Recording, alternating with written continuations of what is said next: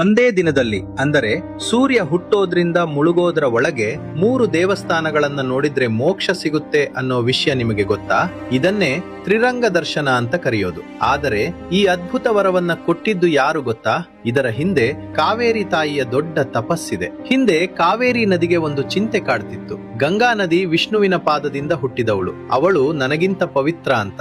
ಆಗ ಕಾವೇರಿ ತಾನೂ ಕೂಡ ಗಂಗೆಗಿಂತ ಪವಿತ್ರವಾಗಬೇಕು ಅಂತ ವಿಷ್ಣುವನ್ನ ಕುರಿತು ಘೋರ ತಪಸ್ಸು ಮಾಡಿದಳು. ಕಾವೇರಿಯ ಭಕ್ತಿಗೆ ಮೆಚ್ಚಿದ ವಿಷ್ಣು ಪ್ರತ್ಯಕ್ಷನಾಗಿ ಒಂದು ವರ ಕೊಟ್ಟ. ಕಾವೇರಿ, ನೀನು ಹರಿಯುವ ಹಾದಿಯಲ್ಲಿ 3 ಕಡೆ ದ್ವೀಪಗಳನ್ನ ಸೃಷ್ಟಿ ಮಾಡು. ಆ 3 ದ್ವೀಪಗಳಲ್ಲಿ ನಾನು ಸ್ವಯಂ ಉದ್ಭವನಾಗಿ ನೆಲೆಸುತ್ತೇನೆ ಅಂತ. ಹಾಗೆ ವಿಷ್ಣು ಮುಂದುವರಿದು ಹೇಳ್ತಾನೆ, ಯಾರು ಈ 3 ರೂಪಗಳನ್ನ ಒಂದೇ ದಿನದಲ್ಲಿ ಸೂರ್ಯೋದಯದಿಂದ ಸೂರ್ಯಾಸ್ತದ ಒಳಗೆ ನೋಡ್ತಾರೋ ಅವರಿಗೆ ವೈಕುಂಠ ಪ್ರಾಪ್ತಿಯಾಗುತ್ತೆ, ಅಂದ್ರೆ ಮೋಕ್ಷ ಸಿಗುತ್ತೆ ಅಂತ. ಅದರಂತೆ ಮೊದಲನೆಯದು ಆದಿರಂಗ. ಇದು ಮಂಡ್ಯದ ಶ್ರೀರಂಗಪಟ್ಟಣ.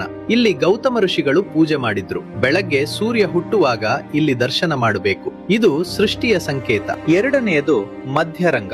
ಇದು ಶಿವನ ಸಮುದ್ರ ದ್ವೀಪದಲ್ಲಿದೆ. ಭರಚುಕ್ಕಿ ಜಲಪಾತದ ಹತ್ತಿರ ಇರುವ ದೇವಸ್ಥಾನವನ್ನ ಮಧ್ಯಾಹ್ನ ಸೂರ್ಯ ನೆತ್ತಿಯ ಮೇಲೆ ಬಂದಾಗ ದರ್ಶನ ಮಾಡಬೇಕು. ಇದು ಯೌವನ ಮತ್ತು ಸ್ಥಿತಿಯ ಸಂಕೇತ.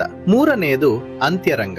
ಇದು ತಮಿಳುನಾಡಿನ ಶ್ರೀರಂಗಂ. ವಿಭೀಷಣ ಲಂಕೆಗೆ ತೆಗೆದುಕೊಂಡು ಹೋಗುವಾಗ ಇಲ್ಲಿ ಪ್ರತಿಷ್ಠಾಪನೆ ಮಾಡಿದ ಅಂತ ಹೇಳಲಾಗುತ್ತೆ. ಸಂಜೆ ಸೂರ್ಯ ಮುಳುಗುವ ಹೊತ್ತಿಗೆ ಇಲ್ಲಿಗೆ ತಲುಪಬೇಕು. ಇದು ಮೋಕ್ಷದ ಸಂಕೇತ.